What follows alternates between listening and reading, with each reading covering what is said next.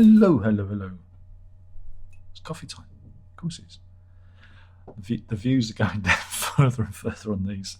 It's getting a bit concerning, but hey, the missus enjoys them for lunch, so hello, missus. We'll be watching this at lunchtime together. I get to watch myself while I eat my lunch. I'm not an egotist. The missus makes me do it. Anyway, big breaking story. This is a strange one. P&O Ferries. P&O Ferries is it's a ferry company in the UK. It's one of the largest ferry companies in the UK. So this very morning, they've recalled all their ferries back to port. Sorry, I'll get the right teeth in. Kicked off all the passengers, and said that they're going to make a major announcement. Now, people said, "Well, are they going bust?" They said, "No, we're not going bust." No. And other rumours are saying that they're going to fire all the UK staff and replace them with foreign labour, which seems a bit dubious as well. So I wonder what's going on. Maybe they've been bought out by someone else. I don't know. It's a real strange story. But imagine being on a ferry and you're suddenly kicked off for no reason. So I wonder why.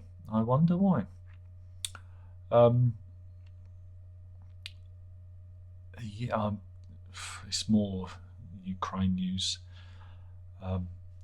Back to the Ukraine conflict. 1,200 civilians were taking shelter in a theatre in Mariupol as it was shelled by the Russian troops. Again, it's another war crime. But the Kremlin spokeswoman said, no, there was no bombing. This didn't happen. Russia doesn't bomb towns and cities. You can see her saying it. Here she goes. And there's the theatre before and after. They're not sure how many people have been injured or killed yet. They're just getting access to it because the Russians continue to shell the area whilst, This is interesting. Ukraine itself has joined the European power grid.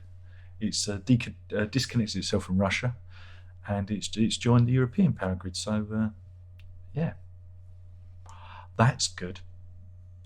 But they reckon that 28,000 Russian troops have been killed. And this is like, I think this is NATO,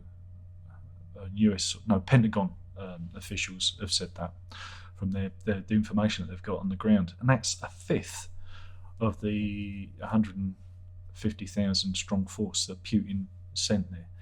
That, I don't know about you, but that is a massive loss to suffer. And it just makes you worry that they're going to just decimate, flatten Ukraine in revenge, which isn't very, very good.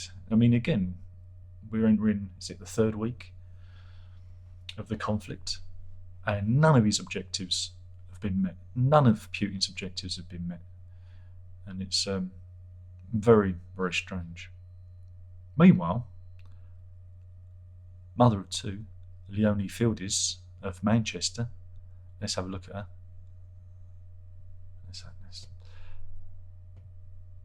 Ay caramba. Hey, get a little bit of glamour on the thing. Here she is again. She's again with the boys. There they are. Ay caramba. Anyway, she likes a drink, doesn't she? You can tell she likes the sauce. But she decided she was going to help out with Ukraine. She wanted to help out. And the dog grooming business owner ordered an Uber to Ukraine, and it would have cost £4,500. An actual Uber. It's the screen grabs. Look, you can get an Uber to Ukraine. Thankfully, she didn't have enough credit on her credit card, and it never went through. Oh wow, there's no queer than folk, is there? I mean, I don't know. Maybe she's just doing it for the clout. I think. Did that happen? Do you think that happened? I don't know. I don't think it did. Meanwhile, Russia's Nigella Lawson could be the first person jailed under Putin's new censorship laws. I remember we talked about that journalist who held up the poster, and she's worried that she might get, even though she got a fine, she might get a longer sentence. This is Veronika Bolotsikova-Kaya. She's 51. She's had a number of best-selling cookbooks out in Russia, obviously, and she's got 902 Instagram followers. And so there she is, and there she is with Putin when the Ukraine army's finished with him. That's a joke. But yeah, she's being investigated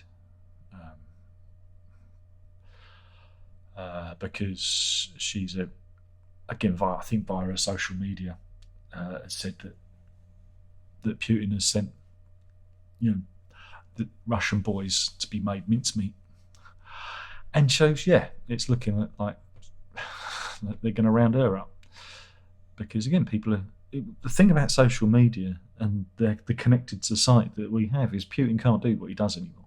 Well, he can still lock people up, but there are still people who are connected. There are still people who know what's going on, and he's going to eventually arrest everybody. And that's what these countries are, martial law and totalitarian states. It's I don't know, it's crazy. It's a crazy business, and it doesn't look like we're getting any closer to the end. But good news, everybody! Comedy show Little Britain is back. Hooray! The sketch show was cut from streaming services in 2020 because there's a few problematic. I don't know if I can post the pictures just in case, but they engaged in blackface and a number of racial stereotypes, and those parts have been edited out. However, don't worry, folks, your favourites are still in there. Lou and Andy are still in there, and so's Vicky Pollard, because it's all right to mock the disabled and the underprivileged. That's all right. But no more ting tong, I'm afraid. No more ting tong. But there are some still dubious sketches going on there. But it's interesting how, again, I watched it because it was on and it was a big thing. I didn't watch the other one that they did. But when they did the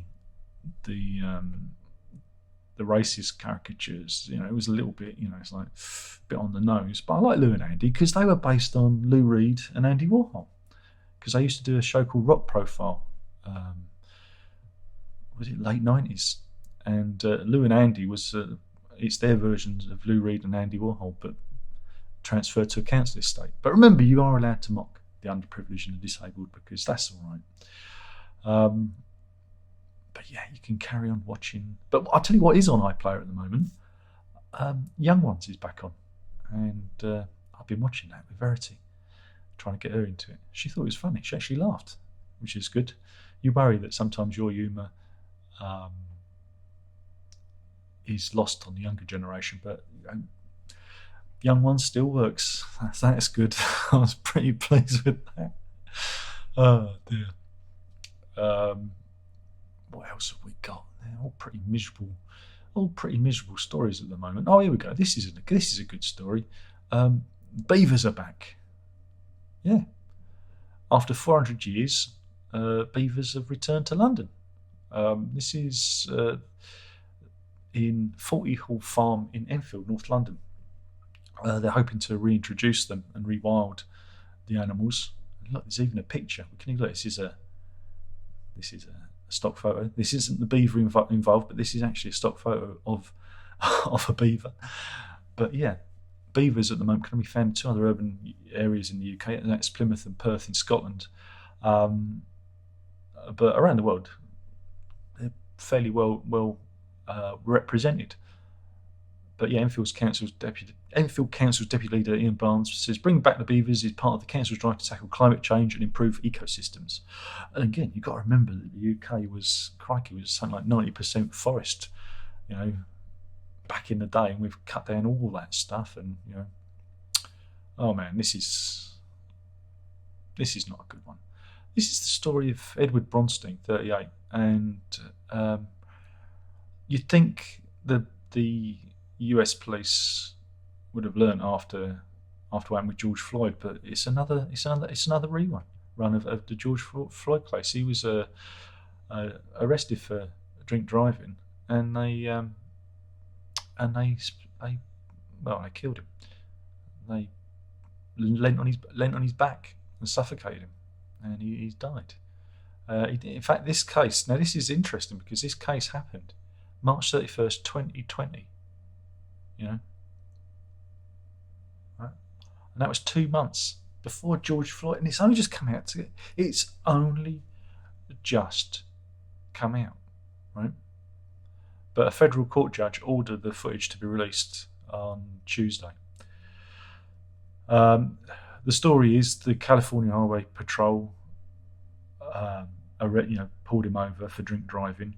He was terrified of needles, and so that's what his family said. He was terrified of needles, so went into a panic about having his blood tested and refused to give a sample, and that's how he got arrested.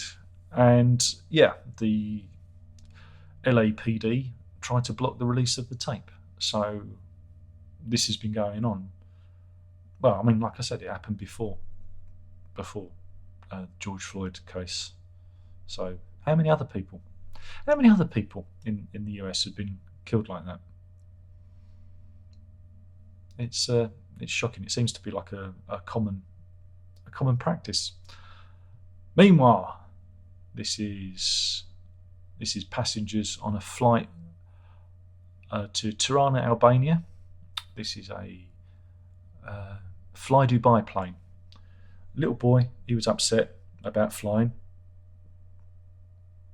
so everyone started singing Baby Shark to him to cheer him up. How's that? That's a nice story. So it's not all misery. It's not all miserable. But the top story, this is very serious, very, very serious story, is Google Maps. Funny, I should talk about Google Maps. The Google Map van was around this morning, and they got me walking the dog. So I'm going to be on the Google van. But this is very, very, very serious. The Google Map software, I don't know if you know this, it very carefully edits out faces and door numbers and whatnot. And people have been noticing that it's now protecting the identity of dogs. Yes. Obviously, there's been some complaints, and the Google algorithm now prevents a dog's identity from being leaked on the internet. I mean, this little chap's pretty pleased that he's now anonymous. And this fella, is he a pug or a French poodle? I can't tell because his features have been fuzzed out. Of course, maybe he's in the Pooch protection program. Maybe he's seen things, Maybe he's a stool pigeon. That doesn't work because he's a dog. It'd be funny if it was the pigeons that they were fuzzing out. But anyway, that is today's news. It's not all good. Some of it's bad. And hopefully you've enjoyed it. If you haven't, there's not a lot I can do. Just stop watching because everyone else is. We'll do this again tomorrow. I'm killing this channel. But don't forget to drink it up. Absolutely. Ta-ra. Oh dear.